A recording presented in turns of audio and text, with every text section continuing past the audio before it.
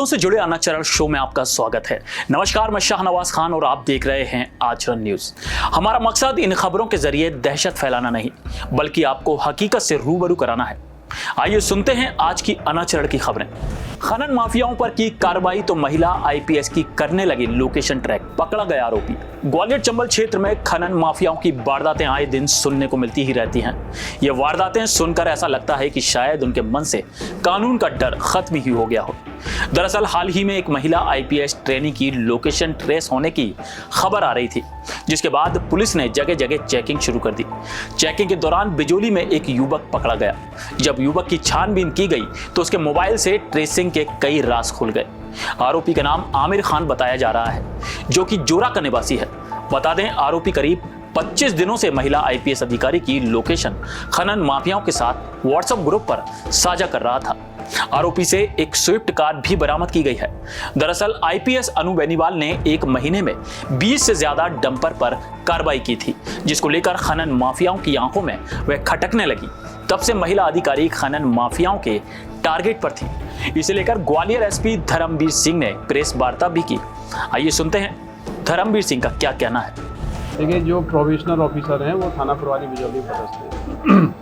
बिजौली थाना क्षेत्र में जो इलीगल माइनिंग की गतिविधियां हैं उन पर लगातार कार्रवाई कर रही हैं। कल इन्फॉर्मेशन मिली थी कि उनकी एक कोई गाड़ी है जो लोकेशन वगैरह दे रही है, उसको चेक किया गया। चेक करने में जो कांस्टेबल ने चेक किया था उसके साथ मिसबिहेव हुआ तो उस पर केस रजिस्टर किया है। उस व्यक्ति को अरेस्ट कर लिया गया है, गाड़ी जब्त कर ली गई है। उसके मोबाइल फ़ोन की हम लोग जाँच करा रहे हैं। बेसिकली उसका जो इलीगल माइनिंग के जो ट्रक्स निकलते हैं तो ट्रक के ड्राइवरों को सूचित करता था कहाँ पे पुलिस का मूवमेंट है और कहाँ पे नहीं है, जिससे कि उनको फ्रीली एस्केप करा सके। तो लगातार ये ऑपरेशंस पुलिस के जो माइनिंग के अगेंस्ट में वो जारी रहेंगे। तो मोबाइल फ़ोन सीज किया गया, उसकी जांच करा गया। ग्रुप था बेसिकली जो इलीगल माइनिंग के जो ट्रक्स हैं उनके ड्राइवर्स को पुलिस के मूवमेंट की जानकारी दी। बुजुर्ग महिला से 51,000 के ठगी करने वाला मास्टरमाइंड निकला एमसी एवं masters in IT. Crime branch की साइबर विंग ने किया गिरफ्तार। डिजिटल युग ने हमारी जिंदगी को आसान बना दिया है, उतने ही हमें इसके नुकसान भी देखने को मिलते हैं। इस डिजिटल दुनिया में साइबर ठगी के मामले लगातार बढ़ते ही जा रहे हैं। ये आरोपी बड़ी ही चालाकी से लोगों को अपना शिकार बनाते हैं। ऐसा ही एक मामला ग्वालियर में देखा गया। आरोपी को ग्वालियर क्राइम ब्रांच की साइबर क्राइम विंग ने डिजिटल हाउस अरेस्ट कर एक ठग को गिरफ्तार कर लिया है। दरअसल 51 वर्षीय ग्वालियर निवासी आशा भटनागर नामक एक बुजुर्ग महिला से साइबर फ्रॉड की घटना घटित हुई। उन्होंने अपनी शिकायत ग्वालियर क्राइम ब्रांच की साइबर शाखा में की। अपनी शिकायत में बुजुर्ग ने कहा उनके पास किसी अज्ञात व्यक्ति का फोन आया। उस व्यक्ति ने कहा आपके डॉक्यूमेंट पर एक सिम इश्यू हुई है और इस सिम से कई बच्चियों को अश्लील मैसेज भेजे गए हैं। उसने बुजुर्ग को अपने जाल में फंसाने के लिए कहा अगर आपने ऐसा अपराध नहीं किया है तो आपको ऑनलाइन शिकायत करनी होगी।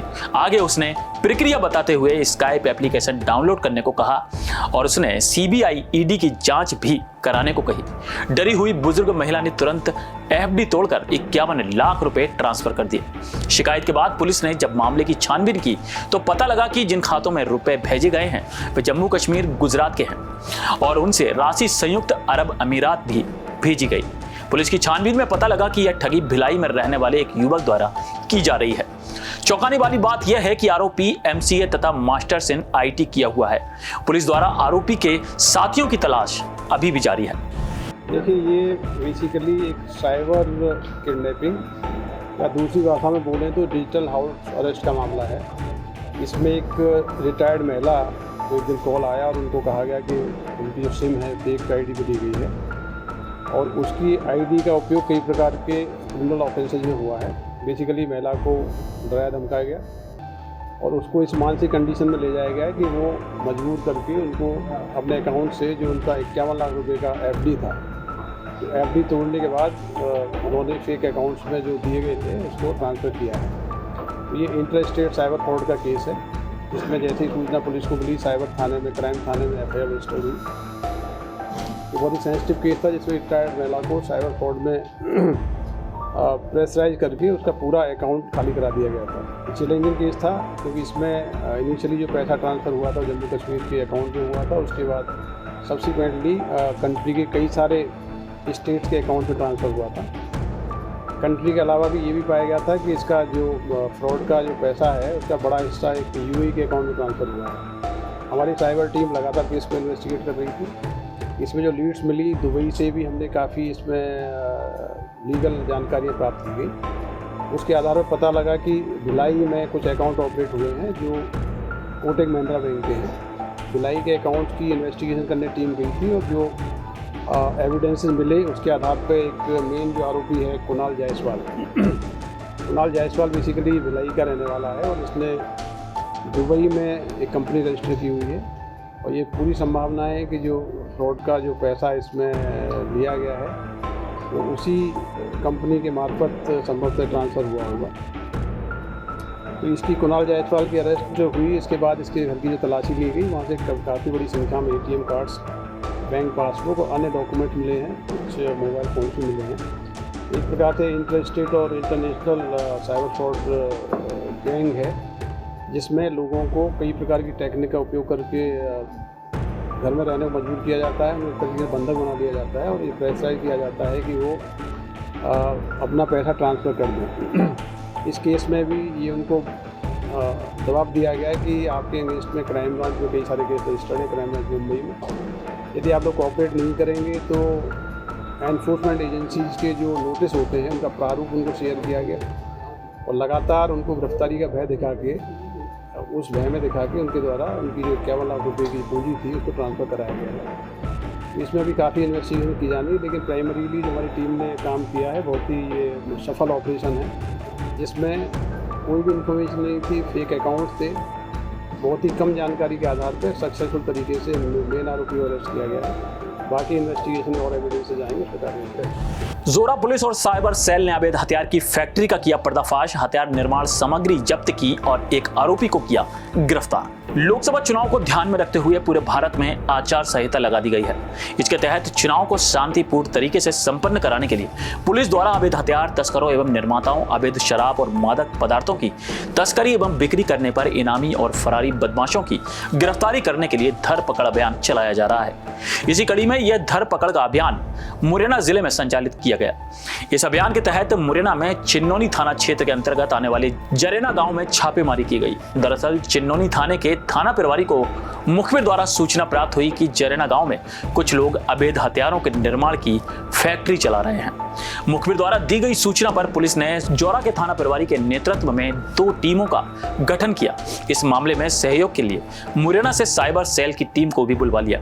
पूरा पुलिस बल टीम बनकर मुखबिर द्वारा दी गई सूचना के आधार पर बताए गए स्थान पर पहुंच गए और इलाके की घेराबंदी कर दी।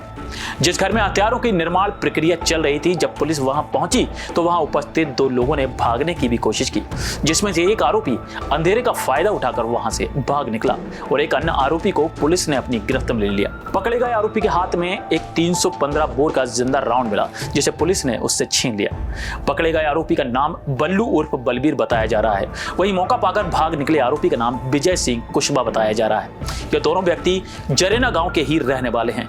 इस घर में चल रहे अवैध हथियार के निर्माण को आरोपी ने स्वीकार कर लिया है, जिसके बाद पुलिस द्वारा जब घर की तलाशी की गई तो मौके पर से 315 बोर के 10 देसी कट्टे और एक जिंदा राउंड, 3 12 बोर के जिंदा राउंड एवं अवैध हथियार बनने की सामग्री बरामद हुई।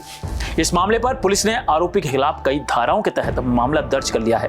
इस मामले में मौके पर पकड़े आरोपी को जिला न्यायालय में पेश किया गया। इस मामले से भाग निकले आरोपी की पुलिस लगातार तलाश करने में जुटी हुई है।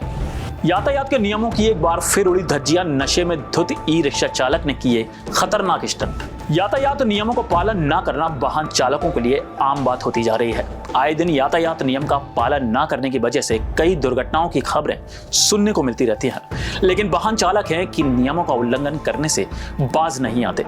अब इसे प्रशासन की लापरवाही कहें या लोगों में जागरूकता का अभाव, लेकिन इसमें हानि तो आम जनता को ही उठानी पड़ती है। हाल ही में नशे में धुत ई-रिक्शा चालक ने यातायात के नियमों का ऐसा मजाक बनाया कि वह उसकी या किसी और की जिंदगी पर महंगा पड़ सकता था।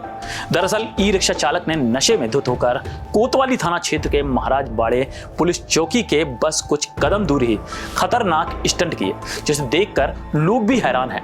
घटना रविवार रात की है, जब ई रिक्शा चालक ने यातायात व्यवस्था की सारी हदें पार कर दी। बाद में एक दूसरे ऑटो रिक्शा चालक ने स्टंट दिखा रहे ई रिक्शा चालक को कुछ थप्पड़ भी जड़ दिए, जिसके बाद दोनों में झगड़ा शुरू हो गया। महाराजवाड़ा शहर का हृदय स्थल माना जाता है, जहां इस तरह नियमों का टूटना शहर की यातायात व्यवस्था की खराब स्थिति को उजागर कर रहा है। ये खबरें सच हैं, लेकिन लोगों के अंदर पल रहे अनाचरण का सिर्फ एक नमूना है। ऐसी आपराधिक घटनाओं का शिकार होने से बचने के लिए हमारी खबरों को शेयर कीजिए। सतर्क रहें, सावधान रहें। इसी के साथ मैं शाहनवाज खान आपसे विदा लेता हूं। कल फिर मुलाकात होगी कुछ ऐसी ही अनाचरण की खबरों के साथ। जय हिंद, जय भारत। देश दुनिया की सभी खबरें देखने के लिए जुड़े रहिए आचरण न्यूज से। आचरण न्यूज, हर कदम आपके साथ।